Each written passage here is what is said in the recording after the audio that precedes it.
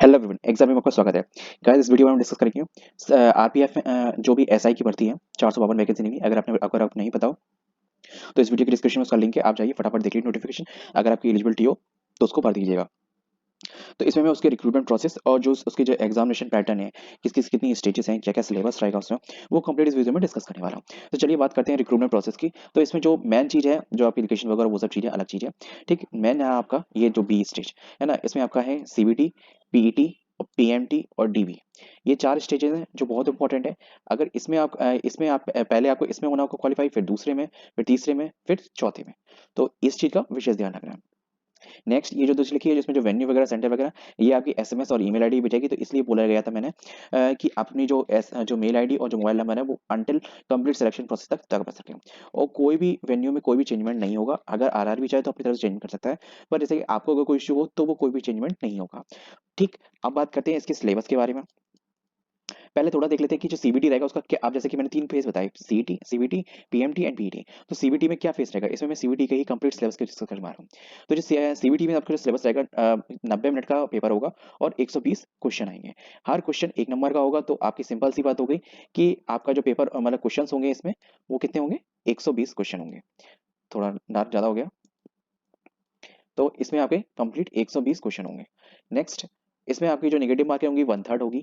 Examination अगर multiple shift में होगा तो नॉर्मलाइजेशन होगी, वरना नहीं होगी। दूसरा, आपकी जो इसमें यूआर, ईडब्ल्यूसी एंड ओबीसी के लिए 35% है ना, और एससी एसटी के लिए 30% है। ठीक है। और इसमें जो भी शॉर्टलिस्टेड कैंडिडेट होंगे उनको नेक्स्ट स्टेज के लिए लिया जाएगा, मतलब पीएमटी के लिए और पीटी के लिए। बात करते हैं, देखो देखो जो भी सीबीटी में क्लियर कर लेगा उसका पीएमटी और पीईटी दोनों ही होंगे, कि ये दोनों चीजें एक ही दिन में होती हैं। पहले मेजरमेंट होता है, फिर फिजिकल एफिशिएंसी टेस्ट होगा। ठीक है, जंप हम जो भी है, या फिर फिजिकल एफिशिएंसी टेस्ट हो जाएगा, ज्यादा सही रहेगा। क्योंकि मेरे ख्याल से मेजरमेंट में बहुत लोगों को निकाल दिया जाए तो फिर वो सीधे रह जाता है। दूसरा, आपका जो सिलेबस है इसके रिगार्डिंग, तो चलिए सिलेबस डिस्कस करते हैं।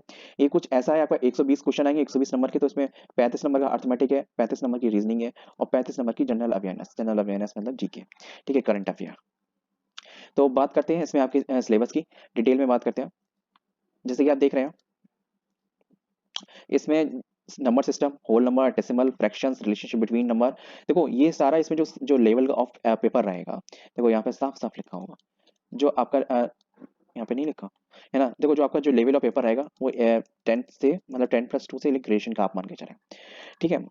दूसरा, ये चीज देख लेते हैं, ये सारे जो पॉइंट है, ये टॉपिक्स हैं।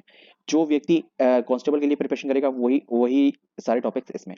कुछ ऐड होंगे तो मैं अभी देखने के बाद बता दूंगा। अभी तक सारे टॉपिक हैं, फंडामेंटल अर्थमेटिकल ऑपरेशंस ये भी था, percentage and ratio and proportion से। देखो आपको जब, अगर आप नए हो, बिगिनर हो, तो आपको क्या करना है, सीधे सी उठानी है अपनी 9th 10th 11th की बुक्स। ठीक, उनको टेक्स्ट बुक्स जो एनसीईआरटी वगैरह की है ना, तो वो उठानी है और उनसे ये सारे टॉपिक टिक करने हैं और क्वेश्चंस करने हैं। लगभग आप 10 दिन को सारे क्वेश्चन टॉपिक को अडेयर करने के बाद, अगर आपको कोई टॉपिक नहीं समझ में आ रहा है अपनी तरफ से, तो उसको ऑनलाइन सर्च करना है। नहीं तो कुछ यूट्यूबर्स का मैं आपको ऑफिशियल लिंक दे दूंगा, जिससे कि आप वहाँ उनको एकदम मतलब आप कनेक्ट कर पाएंगे और जो आपको टॉपिक्स हैं उनकी क्लैरिफिकेशन अच्छे से हो पाएगी। ठीक है, जैसे आप देख सकते हैं इसमें एवरेज है, इंटरेस्ट है, प्रॉफिट एंड लॉस है, डिस्काउंट है, ये सारे बहुत सिंपल टॉपिक्स हैं। ठीक है, इनके बेसिक कॉन्सेप्ट पढ़ लीजिए आपको और फिर प्रैक्टिस करनी है। यूज ऑफ टेबल्स, ग्राफ्स, ठीक है, मेंसुरेशन है, mensuration, time and distance, mensuration में ये सारे मतलब स्क्वायर, रेक्टेंगल है ना, पेंटागन, ये सारी चीजें आ जाती हैं। ठीक है, जो ज्यादा टफ सारे फॉर्मूलेज वगैरह जैसे कि आपको सारे पढ़ने ही पड़ेंगे। इसमें ये अच्छा है कि ट्रिग्नोमेट्रिक नहीं है। ठीक है, तो क्योंकि उसमें उसके अदर फॉर्मूले चलते हैं। इनमें कुछ फॉर्मूले आपके इंटरकनेक्ट भी हो जाएंगे, जैसे मेंसुरेशन के टाइम एंड डिस्टेंस में। ठीक है, रेशियो प्रोपोर्शंस में, परसेंटेज में। ये बहुत से क्वेश्चन ऐसे होते हैं कि आपका ऐसा हो सकता है मेंसुरेशन और परसेंटेज मिक्स क्वेश्चन आ जाए।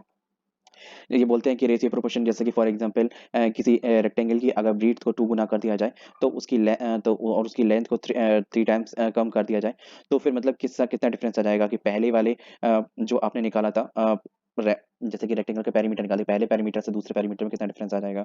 तो इस तरीके क्वेश्चन टफनेस ना है। देखो आपकी जो एलिजिबिलिटी में ग्रेजुएशन कर दी गई है, और आपका जो पेपर का जो लेवल रहेगा वो 10th से ग्रेजुएशन के बीच में रहेगा। मतलब हम 12th से आप ग्रेजुएशन मान लें तो ज़्यादा बेटर रहेगा। मैंने 9th 10th और 11th की इसलिए बोली क्योंकि ये सारे टॉपिक आपको वहां मिल जाएंगे। जब आप उनको वहां से पूरा कर लें, अच्छे से इन टॉपिक्स को समझ लें, तब फिर इसको आगे फर्दर जो भी पोर्टल्स वगैरह हैं, कि मैं उनका लिंक दे दूंगा है ना, तो उस पर जाके इनके टॉपिक्स की प्रैक्टिस करें। ठीक है, वो मोक वगैरह लगाएं, है ना। तब आपको ये चीज मतलब आप पेपर में कॉम्पीट करने आने के मतलब कम्प्लीटली हो जाएंगे। बात करते हैं रीजनिंग में क्या आएगा। रीजनिंग में 35 नंबर की है। इसमें एनालॉग, सिमिलरिटीज, डिफरेंस डिफरेंस, जैसे कि आपने सेमी जैसे कोई भी डिजिट लिखी है जैसे 2 1 1 2 मतलब 2 1 सेमी कॉलन 2 फिर 1 2 फिर डबल सेमी फिर semi colon double semi colon फिर आएगा 3 1 फिर ऐसे करके नेक्स्ट क्या होगा। ठीक है, ये जैसे कोई बीच में कैलकुलेशन होती है तो उसके अकॉर्डिंग होती है। इमेजेस के बीच में ये चीज चलती है ना। कोई जैसे कि इमेजल का ऑप्शन मतलब चल रहा था, सर्कुलेशन चल रहा होता है कि अब जैसे कि एनालिसिस, जजमेंट, डिसीजन मेकिंग, है ना, मतलब कथन एंड निष्कर्ष वाले सीधे सीधे क्वेश्चन आएंगे आपके। विजुअल मेमोरी आएगी। ठीक है, विजुअल मेमोरी से रिगार्डिंग क्वेश्चन आएंगे। डिस्क्रिमिनेटिंग ऑब्जर्वेशन, को भी चीज टूट रही है तो मतलब उसका मतलब ऑब्जर्वेशन क्या है, मतलब टेबल वगैरह अच्छी जा सकती है। रिलेशनशिप कॉन्सेप्ट चाहिए। ठीक है, रिलेशनशिप मतलब ब्लड रिलेशन, आपके मामा की बहन की बेटी, आपके मामा की बहन की बेटी आपकी क्या हुई, आप उसकी तरफ उंगली कर रहे हो। ठीक है, तो वो क्या हुई, सीधी सी बात है, आपकी बहन हुई। और क्या।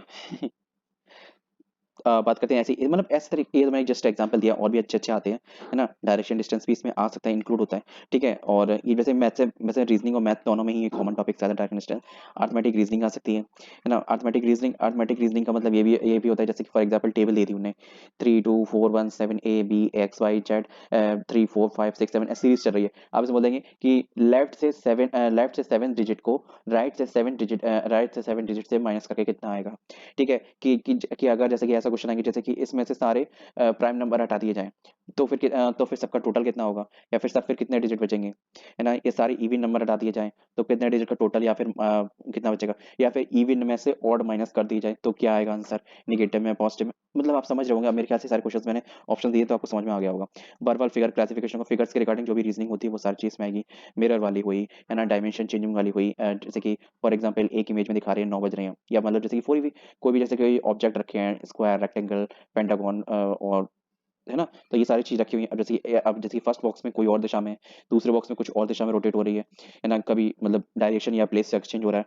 तो इस तरीके के क्वेश्चन इसमें इमेज वाले चलते हैं। अर्थमेटिक नंबर सीरीज है जो मैंने अभी आपको बताई, ए बी, है ना, 1 2 3 4 5, फिर सी डी एस ना। तो इस तरीके ये अर्थमेटिक नंबर सीरीज है। सॉरी अर्थमेटिक नंबर सीरीज अलग होती है। थोड़ा सा गलती से बोल गया। वो थी अर्थमेटिकल रीजनिंग। ठीक है, इसमें अर्थमेटिकल नंबर सीरीज थोड़ी सी अलग होती है ना। वो मैं आपको एग्जांपल से बता दूंगा। नॉन वर्बल सीरीज है, कोडिंग डिकोडिंग्स है, कंक्लूजन है, सिलॉग्स रीजनिंग है। सिलॉग्स रीजनिंग मतलब सीरीज ये होता है कि जैसे कुछ ए बी है और सभी सी बी है, तो क्या हो जाएगा, बी के सर्कल के अंदर का सी पूरा कम्प्लीटली चला जाएगा। तो फिर क्या कहा जाएगा, सम ए आर सी। तो ये कंडीशंस दी जाएंगी नीच में। फिर कथन निष्कर्ष मतलब देखा जाएगा। पहले उन्होंने पूरा स्टेटमेंट दिया, फिर आपको मतलब ये चीज बता दी। तो वो ये डायग्राम ये टेक होता है, तो ये डायग्राम बना के ही चीज हो पाती है सिलॉक्स का। तो कुछ इस तरीके की आपकी रीजनिंग रहेगी। रीजनिंग आपकी थोड़ी मिली जुली है, कुछ बैंकिंग के टॉपिक्स है, कुछ एसएससी के टॉपिक्स है ना, और तो कुछ थोड़ी का मिक्सअप है ना। सेम ऐसा ही मैथ में भी आपका।